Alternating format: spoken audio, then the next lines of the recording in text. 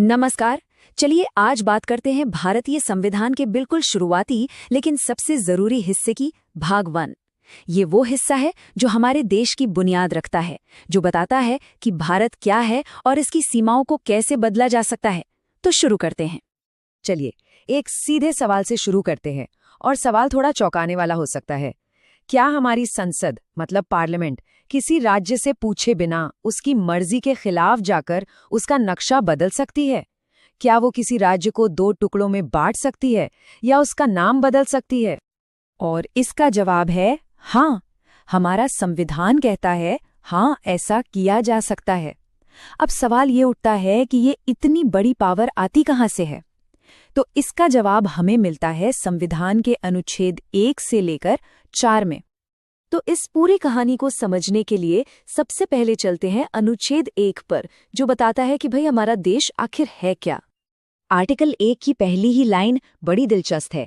ये कहती है इंडिया दैट इज भारत। इसका सीधा सा मतलब है कि हमारे देश के 2 नाम हैं और दोनों ही ऑफिशियल हैं। दोनों को बराबर का संवैधानिक दर्जा मिला हुआ है, इंडिया भी और भारत भी।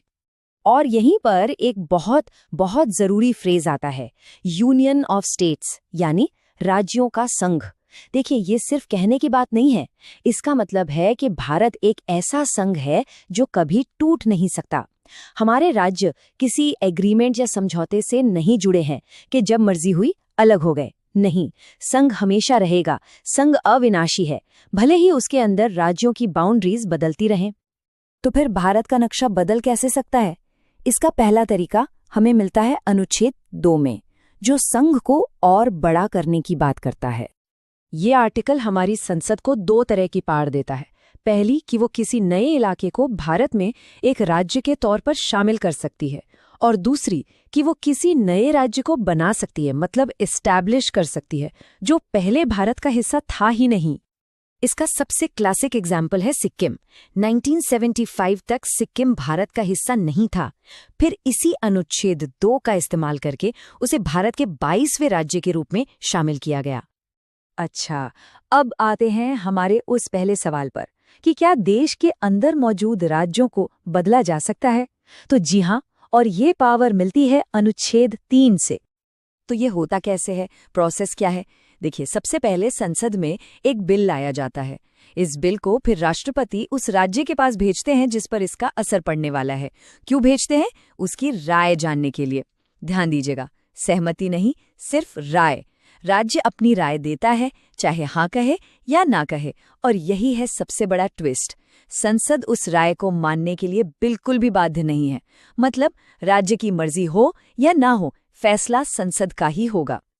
और ऐसा कई बार हुआ भी है, जैसे साल 2000 में बिहार से कटकर झारखंड बना, और अभी हाल ही में 2014 में आंध्र प्रदेश से अलग होकर तेलंगाना एक नया राज्य बना। ये दोनों अनुच्छेद 3 की पावर के एकदम ताज़ा उदाहरण हैं। तो अब सवाल ये है कि इतना बड़ा काम करने के लिए, मतलब देश का नक्शा बदलने के लिए, क्या कोई बहुत मुश्किल प्रोसेस फॉलो करना पड़ता होगा? यहीं पर आता है अनुच्छेद 4, जो इस पूरी प्रक्रिया के पीछे का सीक्रेट बताता है। और सीक्रेट ये है, जो सुनने में शायद थोड़ा अजीब लगे, कि अनुच्छेद 2 या 3 के तहत किया गया कोई भी बदलाव, चाहे नया राज्य बनाना हो या किसी की बाउंड्री बदलनी हो, उसे संविधान संशोधन माना ही नहीं जाता। मतलब आर्टिकल 368 वाली मुश्किल प्रक्रिया से ये पूरी तरह बाहर है। तो फिर कैसे होता है? ये होता है एक साधारण बहुमत, यानी सिंपल मेजॉरिटी से। इसका मतलब है कि संसद में जितने लोग मौजूद हैं और वोट कर रहे हैं, उनमें से बस 50% से ज्यादा लोग पक्ष में वोट कर दें और काम हो गया। कोई स्पेशल मेजॉरिटी नहीं चाहिए।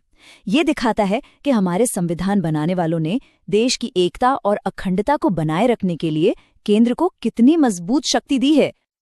तो इन सारे अनुच्छेदों को एक साथ रखकर देखें तो इसका मतलब क्या निकलता है? ये भारत के स्ट्रक्चर के बारे में हमें क्या बताते हैं? इसका पूरा सार, पूरा निचोड़ इस एक लाइन में है, भारत एक अविभाज्य संघ है।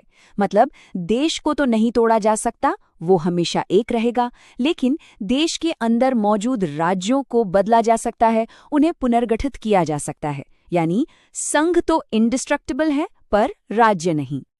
तो चलिए आज की चर्चा की मुख्य बातें फटाफट दोहरा लेते हैं। पहली, भारत के 2 ऑफिशियल नाम हैं, भारत और इंडिया। दूसरी, संसद बाहर से नए राज्य शामिल कर सकती है। तीसरी, संसद देश के अंदर ही राज्यों की सीमाएं और नाम बदल सकती है। और चौथी और सबसे जरूरी बात, ये सारे काम सिर्फ एक साधारण बहुमत से किए जा सकते हैं। और आखिर में एक सवाल जिस पर सोचना बनता है, ये जो सिस्टम है जहां केंद्र इतनी आसानी से राज्यों का नक्शा बदल सकता है, ये भारत की एकता और उसके फेडरल स्ट्रक्चर यानी संघीय ढांचे के बीच के संतुलन पर क्या असर डालता है? इस पर विचार जरूर कीजिएगा।